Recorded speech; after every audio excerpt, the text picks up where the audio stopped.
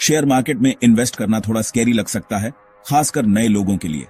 लेकिन यकीन मानिए दोस्तों, ये इतना कॉम्प्लिकेटेड नहीं है जितना दिखता है। शेयर मार्केट को एक बड़े मार्केट की तरह समझो। बस फर्क इतना है कि यहां सब्जी और फल की जगह आप कंपनीज के हिस्से खरीदते और बेचते हैं, जिन्हें स्टॉक्स कहते हैं। जब आप एक स्टॉक खरीदते हैं तो आप असल में उस कंपनी में थोड़ा सा ओनरशिप खरीद रहे होते हैं। एक शेयर होल्डर होने के नाते आप कंपनी के प्रॉफिट और ग्रोथ में हिस्सेदार होते हैं। अगर कंपनी अच्छा करती है तो आपके स्टॉक की वैल्यू भी आंच जाती है, और जब आप इसे बेचते हैं तो आपको प्रॉफिट होता है।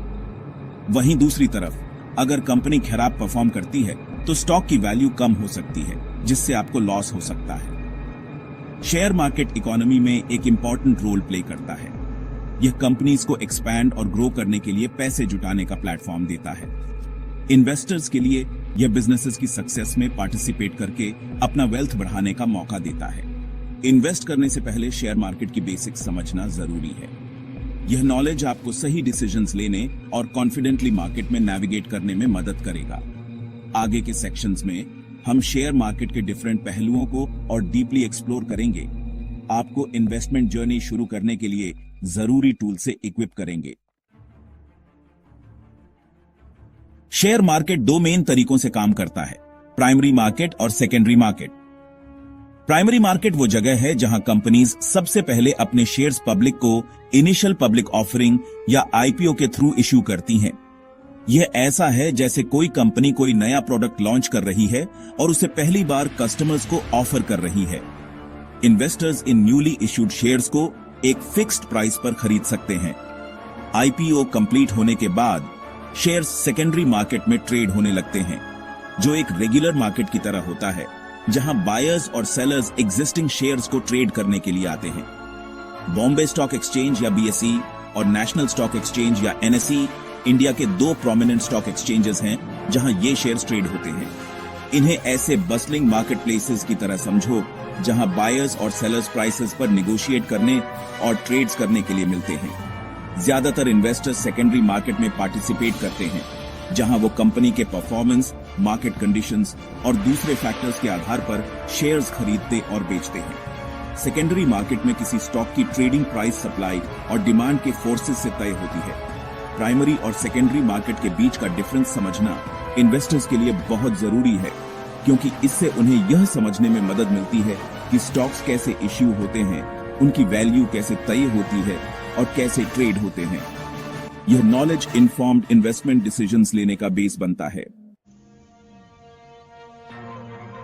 किसी भी अच्छे से रेगुलेटेड मार्केट की तरह इंडियन शेयर मार्केट के भी अपने गार्डियंस और ग्लेडिएटर्स हैं, जो फेयरनेस, ट्रांसपेरेंसी और ऑर्डर इंश्योर करते हैं। Securities and exchange board of India या सेबी रेगुलेटरी वॉचडॉग की तरह काम करता है, स्टॉक मार्केट के फंक्शनिंग को ओवरसी करता है और इन्वेस्टर्स के इंटरेस्ट को प्रोटेक्ट करता है।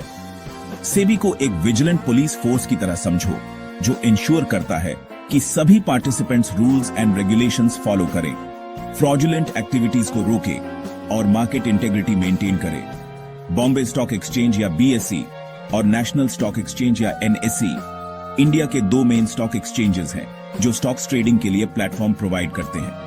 ये एक्सचेंजेस अरीनास की तरह काम करते हैं, जहां ग्लेडिएटर्स, जो बायर्स और सेलर्स होते हैं, लगातार दिमाग की बैटल में एंगेज रहते हैं, जिससे स्टॉक्स के प्राइसेस ऊपर नीचे होते रहते हैं। बीएसई, जो 1875 में एस्टैब्लिश हुआ था, एशिया का सबसे पुराना स्टॉक एक्सचेंज है, जबकि एनएसई, जो 1992 में एस्टैब्लिश हुआ था, अपने मॉडर्न ट्रेडिंग प्लेटफॉर्म और टेक्नोलॉजी के लिए जाना जाता है।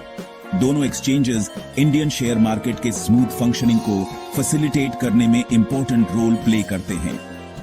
इन की प्लेयर्स सेबी, बीएसई और एनएसई के रोल्स को समझना इन्वेस्टर्स के लिए कॉन्फिडेंटली मार्केट में नेविगेट करने के लिए जरूरी है, यह जानते हुए कि उनके इंटरेस्ट्स को प्रोटेक्ट करने और एक फेयर और ट्रांसपेरेंट ट्रेडिंग एनवायरनमेंट इंश्योर करने के लिए सिस्टम्स मौजूद हैं।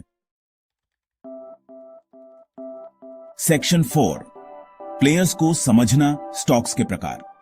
शेयर मार्केट के विशाल यूनिवर्स में अलग अलग तरह के स्टॉक्स अलग अलग कैरेक्टर्स की तरह होते हैं, जिनकी अपनी यूनिक कैरेक्टरिस्टिक्स और रोल्स होती है।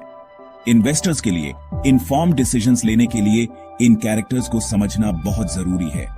इक्विटी शेयर्स, जो सबसे कॉमन टाइप के स्टॉक हैं, कंपनी में ओनरशिप रिप्रेजेंट करते हैं।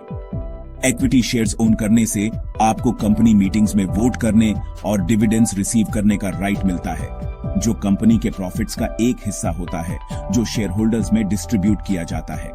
प्रेफरेंस शेयर्स, जैसा कि नाम से पता चलता है, अपने होल्डर्स को प्रेफरेंशियल ट्रीटमेंट देते हैं। इन शेयर होल्डर्स को इक्विटी शेयर होल्डर्स से पहले डिविडेंड्स मिलते हैं और लिक्विडेशन के केस में कंपनी के एसेट्स पर ज्यादा क्लेम होता है। हालांकि उनके पास वोटिंग राइट्स नहीं होते हैं। डिबेंचर्स इक्विटी और प्रेफरेंस शेयर्स के अनलाइक कंपनी को दिए गए लोन को रिप्रेजेंट करते हैं।